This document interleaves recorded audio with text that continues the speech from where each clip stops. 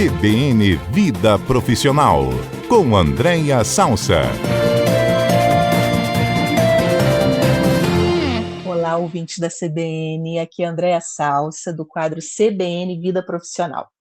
Hoje o tema que eu trago aqui para vocês é balanço, o balanço do ano, o balanço da nossa carreira. Dezembro é sempre um mês super convidativo para a gente reservar um tempo e puxar esse extrato do ano e poder refletir. E por que é tão importante fazer esse balanço? Por isso, né? Porque a gente tem uma oportunidade de identificar conquistas, é sempre muito importante a gente celebrar as nossas conquistas e observar ali oportunidades de melhoria, que sempre também tem espaço para a gente ser um pouquinho melhor de um ano para o outro.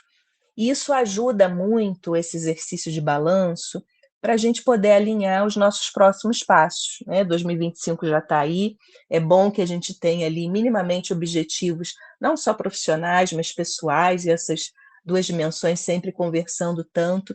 E eu trouxe aqui um passo a passo, né? Dicas simples, como sempre a gente gosta de trazer aqui no nosso quadro.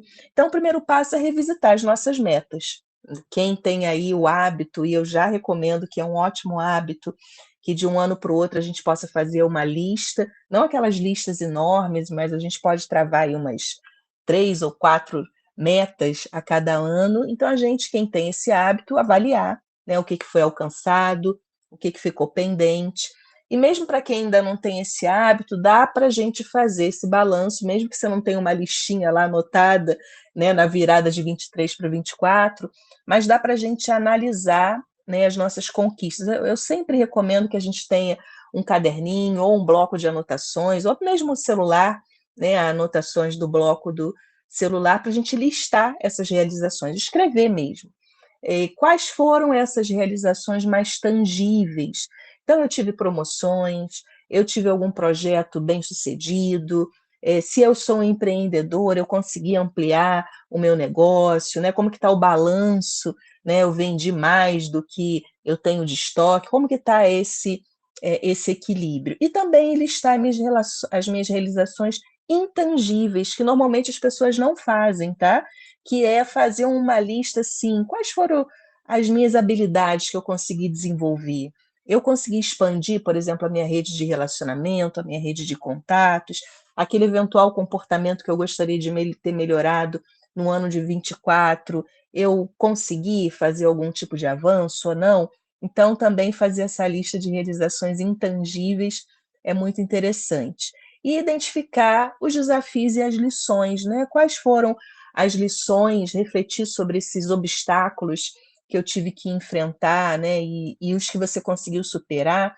Então, que lições você consegue tirar desses desafios que você teve que enfrentar? Então, esse é um balanço bem simples, mas sempre traz muitos insights interessantes. Agora, se você quiser sofisticar um pouquinho esse balanço, você pode categorizar em 4 dimensões que eu gosto de categorizar, pelo menos o meu balanço, que é o primeiro, meu desempenho no trabalho, depois o aprendizado e o desenvolvimento, depois o equilíbrio entre vida pessoal e trabalho, tão desejado aí cada vez mais por todos nós, e por último a contribuição para a equipe, ou para a empresa, ou para a sociedade que eu consegui estabelecer. Então, em cada uma dessas dimensões, por exemplo, desempenho no trabalho, de novo, metas cumpridas, o reconhecimento que eu recebi, algum eventual prêmio que eu recebi, o impacto que o meu trabalho gerou nas pessoas, na empresa.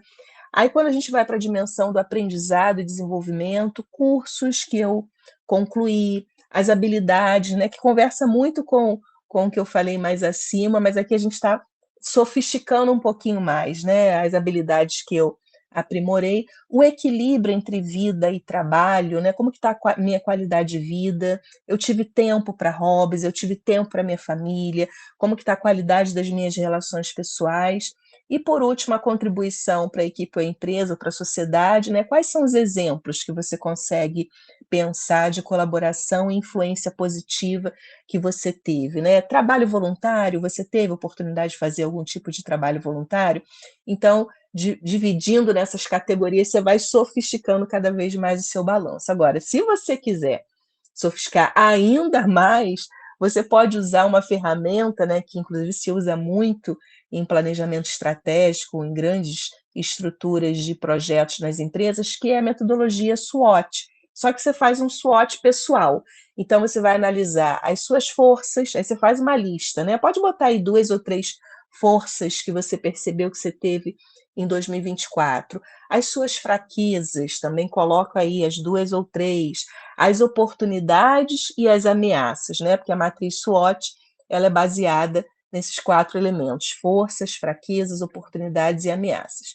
E se você quiser sofisticar ainda mais o seu balanço, você traz feedbacks, reúna feedbacks de colegas, dos teus líderes, dos teus clientes, para você ter também uma leitura numa perspectiva mais externa, né? O que, que o ambiente externo pensa sobre você.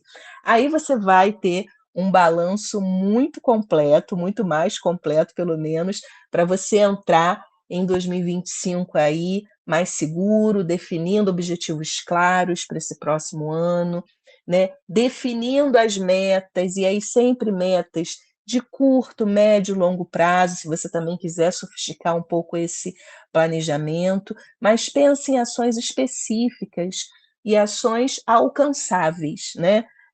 Porque senão a gente no final do ano, quando chegar lá no final de 2025, estamos nós frustrados porque estabelecemos metas praticamente inalcançáveis ou de muita dificuldade de realização.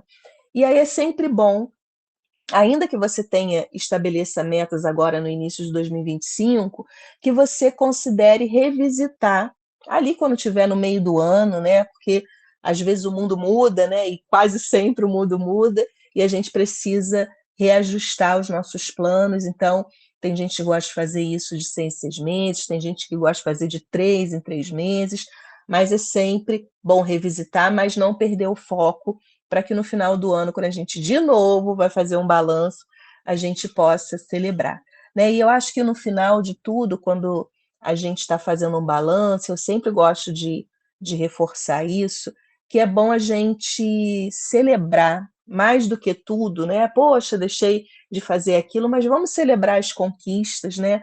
Por menor que pareça para a gente, é sempre bom a gente reconhecer o nosso esforço, né? Reconhecer enfim, o que a gente foi capaz de fazer. E balanço, gente, não é para gerar culpa e muito menos ansiedade, né? E tem gente que escapa, inclusive, desse exercício para não se frustrar, para não sofrer. Esse não é o objetivo. O objetivo do balanço realmente é crescimento, é a gente poder celebrar as nossas conquistas, ter um tempo para a gente, pensar na nossa carreira e entrar no próximo ano, né, mais seguro, mais confiante, com clareza de onde a gente quer chegar, para quando chegar de novo, lá em dezembro de 2025, a gente possa ter boas notícias de um balanço mais factível, né, mais realista que a gente possa fazer, tá bom?